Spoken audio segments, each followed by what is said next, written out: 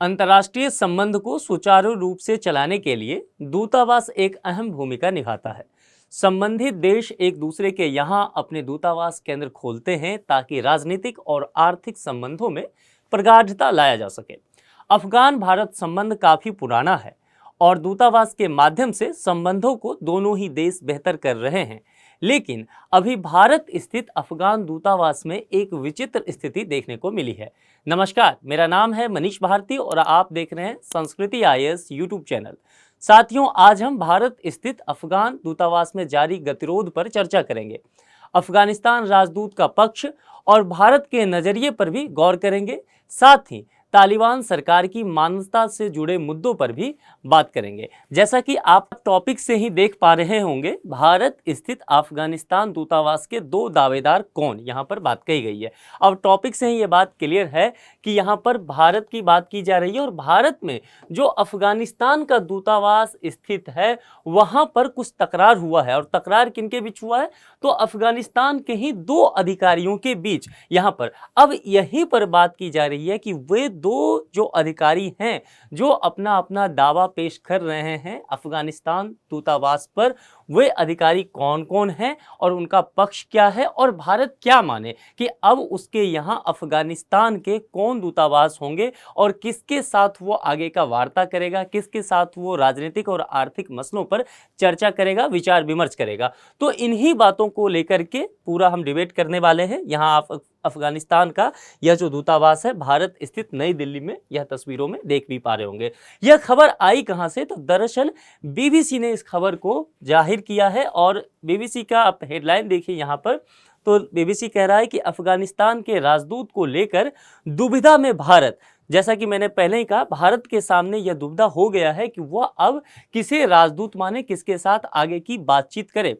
तालिबान ने बढ़ाई मुश्किलें और निश्चित तौर पर जैसा कि आप जान रहे हैं कि तालिबान ने कुछ समय पहले ही अफगानिस्तान के सत्ता पर कब्जा जमा लिया और वहां की जो चुनी हुई सरकार थी उसको हटाते हुए, वहां के लोकतांत्रिक व्यवस्था को खत्म करते हुए अपनी सरकार वहां कायम कर ली। तो अब यहां पर उस समय से ही पूरा जो गतिरोध है दुनिया भर में बना हुआ है। ऐसा नहीं है कि यह भारत के ही दूतावास में यह गतिरोध बना हुआ है, ये दुनिया भर के दूतावास में पहले ही हो चुका है। रूस में हो चुका है, चीन में हो चुका है, पाकिस्तान में हो चुका है। भारत अब उस स्थिति का सामना, फिलहाल उस मुसीबत का सामना कर रहा है। तो इसी चीज को डिटेल से हम चर्चा करेंगे और समझेंगे कि मामले की शुरुआत कहां से हुई। दरअसल देखिए, अफगानिस्तान के कुछ स्थानीय मीडिया ने यह खबर पहले चलाई या दावा किया, और दावा क्या किया कि जो अभी के भारत में अफगानिस्तान के राजदूत हैं उन पर भ्रष्टाचार का आरोप लगा। और सिर्फ ये राजदूत पर नहीं लगा, बल्कि अफगानिस्तान के दूतावास के ऑफिस में जो कई पदाधिकारी हैं उन पर भ्रष्टाचार का आरोप लगाया गया और एक खत लिखा गया, एक चिट्ठी लिखा गया जो अभी अफगानिस्तान के विदेश मंत्री हैं उनको, उस मंत्रालय को एक खत लिख करके बताया गया कि भाई साहब, अफगानिस्तान दूतावास जो दिल्ली स्थित है वहां पर बहुत बड़े स्तर पर भ्रष्टाचार का खेल चल रहा है। और यहां से यह बात आई। आप टोलो न्यूज के बारे में समझिए। टोलो न्यूज जो है वहां की एक स्थानीय मीडिया है जो अफगानिस्तान से जुड़ी मुद्दों पर अपनी जानकारी देते रहती है। वहां से एक आया है खबर कि Afghans based in India in a letter to the Islamic Emirate ministry of foreign affairs accused several officers, यहाँ कहा जा रहा है बहुत सारे ऑफिसर्स हैं at the Afghanistan embassy in India of corruption. और यहाँ बताया गया है कि ये करप्शन के चार्ज इन पर लग रहे हैं, ये बड़े स्तर पर भ्रष्टाचार के मामले में जो है संलिप्त है। हालांकि अफगानिस्तान का दूतावास इस पर कोई आधिकारिक जानकारी अभी तक देता हुआ नजर नहीं आया है। वहीं से मीडिया ने और भी दावा किया है कि जो अभी के मौजूदा राजदूत हैं भारत स्थित अफगानिस्तान दूतावास के, उनका नाम है फरीद मामुंदजई। उनका कहना है कि इन्हें काबुल बुला लिया गया है। अभी जो तालिबानी सरकार ने है इनको दूतावास से काबुल बुला लिया है और यहाँ पर जो ट्रेड काउंसलर हैं जो अपने पद पे यहाँ दिल्ली में बने हुए हैं उनको फिलहाल, जो जिनका नाम है कादिर शाह, इनको फिलहाल कार्यकारी राजदूत बना दिया गया है दिल्ली में, यह बात कही गई है। हालांकि इसके बाद जो है अफगानी दूतावास की ओर से एक जानकारी दी गई आधिकारिक तौर पर, यह कहा गया कि ये जो दावे किए जा रहे हैं वहाँ के टोलो न्यूज का या जो भी स्थानीय मीडिया है उसका ये खंडन करते हैं और कहते हैं यह अफवाह है, यह झूठ है, यह जो है अफगानिस्तान दूतावास और उसके अधिकारियों को बदनाम करने की मीडिया की एक साजिश है। पूरी तरह से खंडन करते हुए एक स्टेटमेंट जारी किया है जो अफगानिस्तान के दूतावास ने। देखिए वो स्टेटमेंट क्या है। वह व्यक्ति जो तालिबान की तरफ से कार्यकारी राजदूत बनाए जाने का दावा कर रहे हैं, यानी कि किसकी बात कर रहे हैं, कादिर शाह की बात कर रहे हैं, कि कादिर शाह जो कह रहे हैं कि मुझे तालिबान के तरफ से अभी कार्यकारी राजदूत जो बनाया गया है, दावा कर रहे हैं, वही गलत जानकारी फैलाने, मिशन के अधिकारियों के खिलाफ आधारहीन अभियान चलाने का जिम्मेदार हैं। अब यहाँ पर एक चीज और देखिए, अभी जो राजदूत हैं, जैसा कि हमने पहले ही कहा था, जो फारूद जो है मुमज़दई हैं यहाँ पर अफगान एम्बेसडर अभी इंडिया में हैं, इन्होंने एक स्टेटमेंट भी जारी किया और ये 2020 से ही भारत में यहाँ पर भारत की जो कामकाज है अफगानिस्तान दूतावास में ये देख रहे हैं। इन्होंने एक स्टेटमेंट जारी किया है, ट्विटर हैंडल पे देख लीजिए।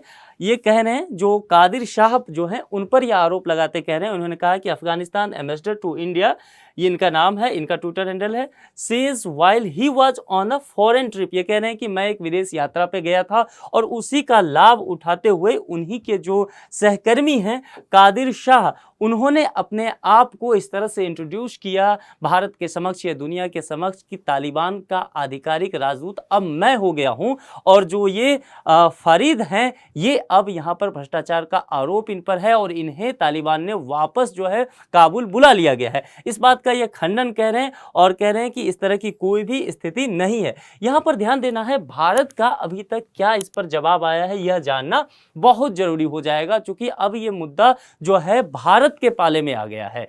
देखिए, जैसा कि मैंने पहले भी कहा था कि इस स्थिति से पहले चीन गुजर चुका है, रूस गुजर चुका है, पाकिस्तान गुजर चुका है, दुनिया भर के 60 देशों में तालिबान का दूतावास बंद कर दिया गया है, क्योंकि वहां पर इस तरह की दुविधा वाली स्थिति उन देशों के साथ हो चुकी है और वही स्थिति अब भारत के साथ होने वाला है।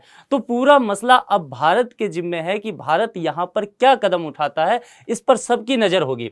हालांकि यहां समझने की बात है कि अभी हाल फिलहाल में भारत के तरफ से, भारत के विदेश मंत्रालय के तरफ से कोई आधिकारिक बयान इस मुद्दे पर नहीं दिया, यहां पर कोई प्रतिक्रिया नहीं आई है। हालांकि द हिंदू अखबार के अनुसार एक बात छपी है कि अधिकारियों का कहना है कि उन्हें अभी तक दूतावास में किसी तरह के बदलाव की भी जानकारी नहीं मिली है। जो भारत सरकार के विदेश मंत्रालय के अधिकारी हैं उनका कहना है कि यह जो चर्चा चली है टोलो मीडिया के द्वारा कि यहां पर बदलाव किया गया है दूतावास में, इस पर यह कह रहे हैं भारत सरकार के जो अधिकारी हैं, किसके हवाले से, द हिंदू के हवाले से कहा जा रहा है, भारत सरकार की तरफ से, विदेश मंत्रालय की तरफ से कोई आधिकारिक बयान नहीं है। लेकिन अखबार कह रही है कि इनका कहना है कि इन्होंने कुछ अधिकारियों से बात किया है और उन्होंने कहा है कि अफगानिस्तान की तरफ से इन्हें इस तरह की कोई जानकारी नहीं मिली है। यहां पर अब भारत के नजरिए से कुछ बात समझना हमारे लिए बेहद जरूरी हो जाएगा कि भारत इस पर अब क्या करे। तो देखिए, भारत के एक पूर्व राजनयिक हैं अनिल त्रिगुणनायक, ये कहते हैं, इन्होंने काफ़ी अच्छा खासा स्टेटमेंट दिया है इस पूरे मुद्दे पर, इन्होंने बहुत अच्छा विश्लेषण किया है। तो इनकी बातों को लेकर के हम चलते हैं, जरा देखते हैं कि उसके तह को कि इसमें क्या क्या बातें छुपी हुई है। अनिल जी कहते हैं कि यह स्थिति पहली बार नहीं हुआ है, ऐसा 90 के दशक में भी हो चुका है। 90 के दशक में क्या हुआ था कि तालिबान का वर्चस्व अफगानिस्तान में बढ़ना शुरू हो गया था। तो ये कह रहे हैं कि 90 के दशक में हो गया था। उस दौरान क्या हुआ था अफगानिस्तान में कि नजीबुल्लाह की जो सरकार थी उसको मुजाहिदीनों ने ध्वस्त कर दिया, मुजाहिदीन जो है उसको तख्ता पलट कर दिए, और बाद में ये जो मुजाहिदीन की सरकार थी इसे तालिबानियों ने हटा दिया। समझिए इस बात को, पहले क्या हुआ कि नजीबुल्लाह की सरकार को यहां पर मुजाहिदीनों ने हटाया और फिर मुजाहिदीन की जो सरकार थी इसको तालिबानियों ने हटा दिया। ठीक है, अब यहां समझना है यह स्थिति क्या हो गई, दुनिया भर के दूतावासों के लिए एक परेशानी का कारण हो गया, क्योंकि जब नजीमुल्लाह की सरकार थी तो इसके जो अधिकारी थे दुनिया भर के दूतावास में कामकाज कर रहे थे, लेकिन इसके सरकार को मुजाहिदीनों ने हटा दिया तो इसके अधिकारी वहां काम करने लगे। अब इसके अधिकारियों को, इसकी सरकार को तालिबानियों ने हटा दिया तो इसके अधिकारी वहां हो गए। अब क्या हुआ कि दुनिया भर के जितने भी दूतावास जो हैं, मतलब अफगानिस्तान के दूतावास, उसके जो अधिकारी हैं वो 3 खेमे में बट गए। कुछ जो समर्थक हो गए नजीबुल्लाह की सरकार का कि भाई उसकी सरकार दुरुस्त थी, इन्होंने हटाया है लेकिन गलत तरीके से, गवर्नमेंट तो इसी की है, तो कुछ अधिकारी इसके फेवर में आ गए। वहीं कुछ अधिकारी जो हैं अफगानिस्तान दूतावास के मुजाहिदीनों के समर्थन में आ गए, और वहीं कुछ अधिकारी जो हैं, बहुत इंटरेस्टिंग बात हुआ कि तालिबान के समर्थक में आ गए। तो अफगानिस्तान दूतावास के अधिकारी 3 खेमे में बट गए। अब सभी देशों के लिए मुश्किल हो गया कि अगर 3-3 एक ही दूतावास से 3 सरकार के लिए बात की जाएगी तो फिर उस किस तरह से आगे संबंध बढ़ाया जाए, राजनयिक संबंध किस तरह से आगे चलेगा अफगानिस्तान के साथ। पूरी दुनिया के लिए 1990 में, ये 90 का जो दशक पूरा रहा था, इस वक्त एक चुनौती यहां पर खड़ा हो गया था। ये फिर से यहां पर कह रहे हैं कि उस समय कई देशों में यह समस्या हुई थी कि अफगानिस्तान दूतावास में तैनात लोग आपस में बढ़ गए थे। यहां पर कहा जा रहा है वही बात कि उस समय देशों के लिए समस्या उत्पन्न हो गई थी कि इस 3 में से नजीबुल्लाह, मुजाहिदीन और तालिबान किसके समर्थक जो अधिकारी हैं उसको आधिकारिक रूप से यहां पर दूतावास का अधिकारिक माना जाए। ये सभी देशों के लिए एक समस्या खड़ा हो गया था और वही चीज फिर से हो रहा है, यहां ध्यान देना है आपको। और अनिल जी फिर कहते हैं कि कादिर शाह जो है, यानी कि अभी जो व्यक्ति है कादिर शाह, इनका दावा रहा है कि तालिबान का नुमाइंदा अब मैं हूं। यानी कि अफगानिस्तान दूतावास का जो कर्ता धर्ता ये राजदूत कह रहे हैं कि मैं हो गया हूं। तो इनका कहना है अनिल जी का कि कादिर शाह को चार्ज डे अफेयर्स तो बनाया जा सकता है, उसके लिए किसी की इजाजत लेने की जरूरत भी नहीं पड़ेगी। इसके अनुसार क्या करना है अफगानिस्तान को, केवल कि अफगानिस्तान की सरकार जो है काबुल स्थित भारत के टेक्निकल मिशन को एक सूचना दे दे और उस सूचना के आधार पर भारत उसको मान्यता दे सकती है। लेकिन कादिर शाह को राजदूत की मान्यता इस तरह से नहीं मिल सकता है। किसकी मान्यता मिल सकता है? चार्ज डे अफेयर्स का मान्यता मिलता है। अब यहां देखना यह भी तो होगा कि राजदूत बदल देता है अगर अफगानिस्तान, वहां की तालिबान सरकार तो है जो है, उसके बाद भारत क्या चाल होगा, भारत क्या करेगी, क्या भारत उसको मान्यता देगी, यह जानना बहुत जरूरी हो जाएगा। यहां यह सबसे पहले समझते हैं, जैसा कि मैंने कहा कि 90 के दशक में काफी इस तरह का परिवर्तन देखने को मिला था और बाकी दुनिया के देश जो है असमंजस में पड़ते रहे थे। उसी चीज को देखते हैं कि फिलहाल अभी क्या हो रहा है कि तालिबान ने किन किन देशों में राजदूत को बदला है।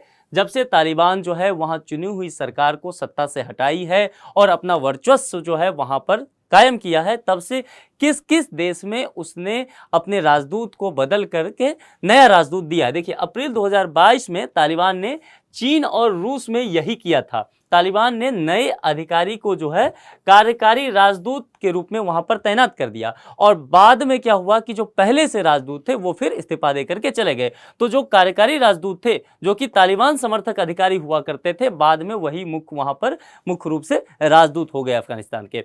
पाकिस्तान, ईरान, उज्बेकिस्तान में भी तालिबान के समर्थित जो राजनयिक हैं वही दूतावास का कार्यभार संभाल रहे हैं। वहीं बहुत दिलचस्प बात है जिसकी चर्चा मैंने पहले भी की है कि 60 से ज्यादा देश जो हैं वहां पर अफगानिस्तान का दूतावास ही बंद कर दिया गया, क्योंकि वे लोग तालिबान की सरकार को मान्यता नहीं दे रहे हैं। उनका कहना है कि भैया आपकी चुनी हुई सरकार नहीं है, आप हथियार के दम पे सत्ता पे काबिज हुए हैं, इसलिए हम आपको सरकार की मान्यता नहीं देंगे। ठीक है, इस वजह से वहां दूतावास बंद ही कर देना पड़ा है। एक बात यहां पर और जानना है कि चूंकि जब से तालिबान वहां पर सत्ता पे काबिज हुआ है तब से उस पर नए नए तरह के प्रतिबंध लगते रहे हैं। इस प्रतिबंध के कारण क्या हुआ है कि तालिबान को सरकार चलाने के लिए पैसों की बहुत तंगी हो गई है। अब जब पैसे की किल्लत हुई तो फिर वह क्या हो पाया कि राजदूत जो है यह नया नियुक्त नहीं कर पाया और दूतावास चलाने के जो खर्चे हो सकते थे तालिबान वह खर्चा जुटा ही नहीं पाया। इस वजह से भी कई देशों में तालिबान का दूतावास जो है, यानी कि अफगान सरकार का दूतावास कहिए, वह बंद करना पड़ा। हालांकि भारत में दूतावास अभी चल रहा है। तालिबान चाहेगा भी नहीं कि भारत में उसका दूतावास बंद हो जाए, क्योंकि देखिए तालिबान को यदि दुनिया की नज़र में मान्यता प्राप्त करना है तो निश्चित तौर पर भारत उसके लिए बहुत महत्वपूर्ण हो जाएगा। उस पर हम चर्चा करेंगे भी डिटेल से। देखिए तालिबान के साथ यदि रिश्ता सुधारता है भारत तो किस तरह से ऐसा हो सकता है। तालिबान तो हमेशा चाह ही रहा है कि भारत के साथ उसका रिश्ता सुधरे, उसमें सुधार आए, क्योंकि इसमें उसका ही फायदा है। अगर भारत उसको मान्यता दे देता है तो दुनिया के बहुत सारे देश उसके पक्ष में आके खड़े हो जाएंगे। ठीक है, इसीलिए तालिबान चाहेगा, लेकिन भारत इस स्थिति में नहीं चाहेगा। भारत खुद ही एक आतंकवाद से पीड़ित देश है। भारत गांधी के अहिंसा के कदमों को लेकर के आगे चला है, इसलिए भारत हिंसा से जो सत्ता में आई हुई काबिज हुए लोग हैं उसको मान्यता देने में हिचकेगा जरूर। तो यहां पर यही दुविधा की बात भारत के लिए कही जा रही है। भारत ने अगर तालिबान की बात मान ली और नई दिल्ली स्थित दूतावास में बदलाव को स्वीकार कर लिया, जिसकी अभी दुविधा की बात की जा रही है, तो तालिबान को मान्यता देने के तरफ में एक बड़ा कदम ये हो सकता है कि तालिबान ने जिस अधिकारी को दूतावास में राजदूत के रूप में नियुक्त किया, भारत उसकी मान्यता दे देता है। तो कहीं ना कहीं भारत जो है तालिबान के द्वारा लिए गए निर्णयों को मान्यता देता है, इसीलिए कहीं ना कहीं भारत जो है तालिबान की सरकार को भी मान्यता देता है। यही मैसेज दुनिया के समक्ष जाएगा। दुनिया के बहुत सारे देश किसी न किसी तरह तालिबान से रिश्ते बनाए हुए हैं। यहां यह भी बात की गई कि दोहा में एक यूएन कॉन्फ्रेंस हुआ था, वहां पर इस बात पे जोर दिया गया कि तालिबान के साथ पूर्ण तरह से राजनयिक संबंध तो ना बनाया जाए, लेकिन कुछ हद तक इससे रिश्ता चलाते रहना चाहिए ताकि वहां के जो अफगानिस्तान के लोग हैं उन तक किसी न किसी रूप से मदद पहुंचाया जा सके। भारत ने भी अपना एक टेक्निकल मिशन जो है वहां खोल रखा है और एक काउंसलर स्तर के अधिकारी वहां कामकाज की देखरेख भी कर रहे हैं। अफगानिस्तान भारत संबंध कैसा रहा है, इस पर अब एक नजर डाल लेते हैं कि यदि ये सब चीजें बदलता है, तालिबान अब सत्ता में आ गई है, उसके बाद इन दोनों देशों की जो रिश्ते हैं उस पर क्या प्रभाव पड़ेगा, उसे जानने के लिए अभी तक का क्या इसका एक रिश्ता रहा है उसको जानना जरूरी हो जाएगा। देखिए, भारत और अफगानिस्तान का जो रिश्ता है वह काफी ऐतिहासिक संबंध रहा है। कहा जाता है कि सिंधु घाटी सभ्यता से भी साक्ष्य मिलते हैं कि इन दोनों देशों के बीच रिश्ता काफी मधुर रहा है। एक समय हुआ करता था जब अफगानिस्तान और भारत के बीच बेटी रोटी का रिश्ता हुआ करता था। आपने कई ऐसे पुराने फिल्म देखे होंगे कि उस समय काबुल में, अफगानिस्तान में कई बॉलीवुड के फिल्मों की शूटिंग हुआ करती थी और काफी फिल्मों में अफगानिस्तान के लोग एक्टिंग भी किया करते थे। तो एक तरह से ऐसा लगता था कि जैसे सांस्कृतिक रूप से दोनों देश जुड़े हुए हैं, लेकिन वहां पर फिर उग्रवादी लोग और चरमपंथी लोगों का उभार होने लगा और धीरे धीरे वहां की पूरी सांस्कृतिक जो बदलाव है अफगानिस्तान में आने लगा।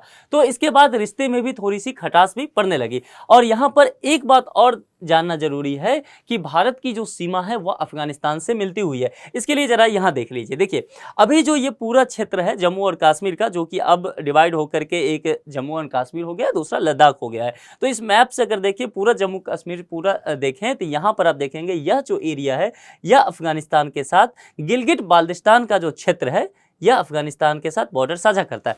हालांकि एक बात जानना यह दिलचस्प होगा कि यह पूरा एरिया जो इस तरफ का पड़ता है यह पाकिस्तान के अधिकार में अभी है। पीओके इधर पर जाता है तो यह पाकिस्तान के साथ है। 1947 तक, मतलब वहां तक आप जानेंगे कि यह एरिया भारत के साथ सीमा साझा करता था, अभी भी आधिकारिक तौर पर करता है, लेकिन चूंकि वह एरिया पाकिस्तान के हिस्से में पड़ रहा है, पाकिस्तान उस पर कब्जा जमा के बैठा हुआ है, इसलिए हम कह सकते हैं कि अभी पाकिस्तान के साथ वह सीमा साझा कर रहा है अफगानिस्तान। हमारे साथ मैप पर तो है, लेकिन व्यवहारिक तौर पर यहां से हमारा आवाजाही नहीं हो रहा है। तो इसको इसमें कंफ्यूजन नहीं करना है, इसको सही से आपको समझ लेना है। लेकिन निश्चित तौर पर आधिकारिक तौर पर हम जरूर कहेंगे कि भारत जो है अफगानिस्तान के साथ उसका सीमा साझा कर रहा है। यहाँ मैप से आपको स्थिति क्लियर भी है। 1990 के अफगान गृह युद्ध जब हुआ था और तालिबान सरकार के दौरान दोनों देशों के आपसी संबंध जो है उस वक्त प्रभावित हुए थे। क्योंकि देखिए, जैसा कि मैंने पहले भी कहा, भारत कभी भी दहशतगर्दी को नहीं अपनाएगा। भारत शांति के राह पर चलना चाहता है। भारत जो है सत्य अहिंसा के राह पर चलना चाहता है।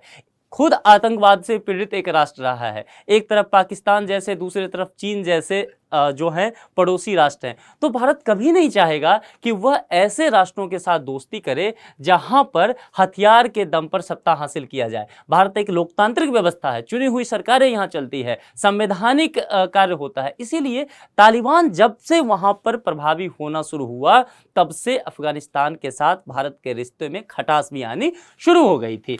कुछ परियोजनाएं जो भारत के सहयोग से अफगानिस्तान में संचालित की जाती रही है। देखिए, जब 1990 का उस वक्त आया और तालिबान का काफ़ी वर्चस्व वहाँ पर होना शुरू हुआ, उसके साथ ही अफगानिस्तान की स्थिति बहुत ख़राब होती चली गई। उस वक्त एशिया के बहुत सारे देश आगे बढ़े और तालिबान का जो इंफ्रास्ट्रक्चर था उसको डेवलप करने का काम किया, जिसमें चीन भी है, पाकिस्तान ने भी कुछ हद तक मदद की। चूँकि अमेरिकी सेना वहाँ पे थे तो अमेरिकी सरकार के द्वारा वहाँ पर वित्तीय मदद दिया गया। लेकिन इस सब के बीच एक देश जो काफ़ी आगे बढ़ चढ़ करके काम किया, अफगानिस्तान के जो बुनियादी संरचना है उसको दुरुस्त करने के लिए, उस देश का नाम है भारत। इसलिए भारत का अफगानिस्तान के साथ रिश्ता बहुत अच्छा रहा है। और कहें तो हालिया कुछ वर्षों में, ये तालिबान के ये 2-3 सालों को छोड़ दे, उससे पहले अगर चुनी हुई सरकार जो थी उसके साथ काफ़ी मित्रवत जो है रिश्ता भारत का रहा था। भारत अभी भी यहाँ तालिबान की जो सत्ता है इसके बावजूद भी भारत वहाँ के लोगों की स्थिति से वाकिफ हो रहा है और मानवीय आधार पर वहाँ पर अभी भी सहायता के लिए अनाज, राशन, जो भी चीज़ें, सुविधा, दवाइयाँ जो भी मुहैया करा सकता है भारत अपनी तरफ से करा रहा है। भारत यहाँ पर कई तरह के जो है इंफ्रास्ट्रक्चर का, जैसे कि मैंने कहा कि भारत काम कर रहा है। सलमा डैम को देखिए, अफगान इंडिया फ्रेंडशिप डैम के रूप में जाना गया और भारत ही इस प्रोजेक्ट में पैसा लगाया था। इसके अलावा आप देखेंगे, अब समझिए किसी भी देश का जो लोकतांत्रिक मंदिर होता है वो कौन सा, उस जगह को क्या कहेंगे, संसद कहेंगे। और भारत ने अफगानिस्तान का जो नया संसद था वो भारत के द्वारा ही बनाया गया। अगर आप हिंदुस्तान टाइम्स के इस खबर को देख पा रहे हैं, दिसंबर 25 2015 का ये न्यूज है और यहाँ पर आप देखिए नरेंद्र मोदी यहाँ पर हैं और इनके द्वारा जो है उद्घाटन किया जा रहा है। Modi inaugurates new Afghan parliament build by India in Kabul. तो भारत ने ही काबुल में अफगानिस्तान का नया पार्लियामेंट 2015 में दिया है। अब जरा सोच सकते हैं भारत का कितना प्रभाव वहां पर रहा है। अफगानिस्तान में डेलारम जिले में ईरान की सीमा से जोड़ने के लिए डेलारम जरंज राजमार्ग का निर्माण में भी भारत ने मदद किया है। यही राजमार्ग है, देखिए ये डेलाराम जरंज राजमार्ग जो है इसका निर्माण कराया गया है। ये आगे जा करके जो ईरान का चाबहार बंदरगाह है वहां जाके जुड़ जाता है। क्योंकि आप जान रहे हैं कि ईरान का जो चाबहार बंदरगाह है भारत उसे डेवलप कर रहा है और वो काउंटर किसके लिए है, जो पाकिस्तान का ग्वादर बंदरगाह है जहां पर चीन वहां पर बंदरगाह बना रहा है, तो उसके काउंटर के लिए भारत ने क्या किया, ईरान में चाबहार बंदरगाह बनाया। अब लेकिन ईरान में चाबहार बंदरगाह बनाया, पहुंचना कहां है, अफगानिस्तान तक ऐसे घूम के। तो अफगानिस्तान के लिए वहां पर राजमार्ग बनाना जरूरी है, वहां पर इंफ्रास्ट्रक्चर नहीं है, क्योंकि भारत का हित जुड़ा हुआ है। तो भारत ने कहा कि कोई बात नहीं, इस राजमार्ग को भी मैं ही बनाऊंगा और भारत ने डेलाराम जरंग राजमार्ग ये बना करके यहां दिया ताकि यहां तक डेलाराम जिले तक अफगानिस्तान में पहुंचा जा सके। यहां पर सलमा डैम की हमने चर्चा की ही, इंफ्रास्ट्रक्चर की बात हमने की ही, पार्लियामेंट का हमने बात किया ही। तो भारत काफी बड़े स्तर पर वहां पर निवेश किया है और इतना ही नहीं, इसके अलावा भी जो भारत है वहां के शिक्षा के लिए, वहां मेडिकल इंफ्रास्ट्रक्चर के लिए बहुत तरह का काम किया है। तालिबान ने भी जब से वो शासन में वहां आया है, तालिबान भी भारत से कई बार आग्रह कर चुका है कि जो प्रोजेक्ट बाकी रह गया है, आप जितना हमें मदद करते रहे उसके लिए शुक्रिया, लेकिन जो काम बाकी रह गया है उस काम को अब आप फिर जारी कीजिए और उस काम को पूरा कर लेते हैं मिलके। ऐसा तालिबान कई बार आग्रह कर चुका है, लेकिन भारत का अपना एक कंसर्न है। भारत कह रहा है कि जी हमें इससे कोई आपत्ति नहीं है, लेकिन ये सब चीज तभी हो सकता है जब अफगानिस्तान में शांति की माहौल रहे, वहां पर माहौल अच्छा हो, तभी तो हमारे इंजीनियर्स जाके वहां पे काम करेंगे, तभी तो हमारे अधिकारी जो है वहां पर प्रोजेक्ट की प्लानिंग जाके करेंगे। लेकिन अभी तक माहौल तालिबान का बहुत अच्छा नहीं हुआ। इस स्थिति में वहां काम करना बहुत मुश्किल नजर आ रहा है। देख रहे हैं तालिबान किस तरह से, पूरी तरह से तालिबान के जो लड़ाके हैं हथियार लिए दिन दहाड़े सड़क पे घूम रहे हैं। अब इस स्थिति में भारत कैसे वहां जाकर के काम करेगा, इसलिए भारत जो है सुरक्षा की स्थिति को लेकर के चिंतित है और कह रहा है कि जिस दिन सुरक्षा की स्थिति अच्छी हो जाएगी आप निश्चिंत रहिए, हम बाकी जो प्रोजेक्ट हैं उसको भी पूरा कर देंगे। अब आती है कि क्या भारत तालिबान को मान्यता देगा, क्योंकि सत्ता में तो यही है और भारत ने अच्छा खासा इन्वेस्टमेंट कर दिया है अफगानिस्तान में। तब अगर रिश्ता अच्छा तालिबान से नहीं होता है तो भाई आज तक आपने जितना भी इन्वेस्टमेंट किया था सब पानी में गया और वहां पर चीन का प्रभाव बढ़ रहा है। जहां जहां भारत की पहुंच है वहां वहां चीन पहले से पहुंचा हुआ है, क्योंकि भारत को घेरने की नीति उसकी रही है। तो भारत इस सब संदर्भ में क्या करेगा, भारत को क्या कदम उठाने चाहिए, उसके लिए कुछ बातें हैं। देखिए, तालिबान को आधिकारिक रूप से स्वीकार करने की फिलहाल कोई सवाल ही पैदा नहीं होता है। अमेरिका की सेना जब अफगानिस्तान से हटी और तालिबान का कब्जा हुआ उस समय भारत ही जो है यूएन सुरक्षा परिषद का अध्यक्ष था और भारत ही प्रस्ताव लाया था। भारत ने की ही अध्यक्षता में एक प्रस्ताव पास किया था और उस प्रस्ताव में तालिबान के समक्ष कुछ बातें रखी गई थी, शांति का प्रस्ताव दिया गया था, लेकिन उस शर्त को तालिबान नहीं माना था और उस शर्त को जब तालिबान नहीं माना तो जाहिर सी बात है उसके साथ राजनयिक संबंध बहाल करने की स्थिति बहुत अच्छी नहीं हो सकती है। तो दुनिया भर के देश जो हैं, कई सारे देश, ऐसा 60 देश का मैंने बताया, 60 कंट्री ऐसे हैं जहां दूतावास ही नहीं चल रहा है, उन्होंने राजनयिक संबंध ही खत्म कर लिया। दूतावास नहीं होने का मतलब क्या है कि अब आपके साथ उसका राजनयिक संबंध किसी तरह का नहीं है, ठीक है। तो अब भारत के साथ दूतावास तो अभी है, राजनयिक संबंध बना हुआ है, लेकिन आप कहेंगे जो वो प्रोएक्टिव जो फॉरेन पॉलिसी जिसको लेकर के कहते हैं वैसा ऐसा कुछ अभी नहीं है। इसलिए यह कहा जा रहा है एक्सपर्ट के द्वारा कि तुरंत हाल फिलहाल में भारत तालिबान को मान्यता दे दे, इसकी गुंजाइश नजर नहीं आती है। तालिबान को इसके लिए इंतजार करना पड़ेगा और भारत को भी धैर्य बना के रखना पड़ेगा कि जब स्थिति सुधर जाए, जब वहां पे सुरक्षा की व्यवस्था सही हो जाए या कभी लोकतांत्रिक ढंग से चुनी हुई सरकार आ जाए, तो फिर से संबंध और बेहतर हो सकते हैं। और निश्चित तौर पर भारत ने जितने भी काम किए हैं, जो प्रोजेक्ट बचा हुआ है, उसे और रूप जारी करके उसे पूर्ण किया जा सकता है। तो इस वीडियो में इतना ही रखते हैं। मैं उम्मीद करता हूं कि जितने भी टॉपिक पे हमने बात किया है, जितने भी पहलुओं को छुआ है, वह आपके पठन पाठन को समृद्ध करने में सहायक सिद्ध होगा। दूसरे वीडियो में किसी नए मुद्दे के साथ आपसे फिर जुड़ेंगे। अपना ख्याल रखिए। Thank you.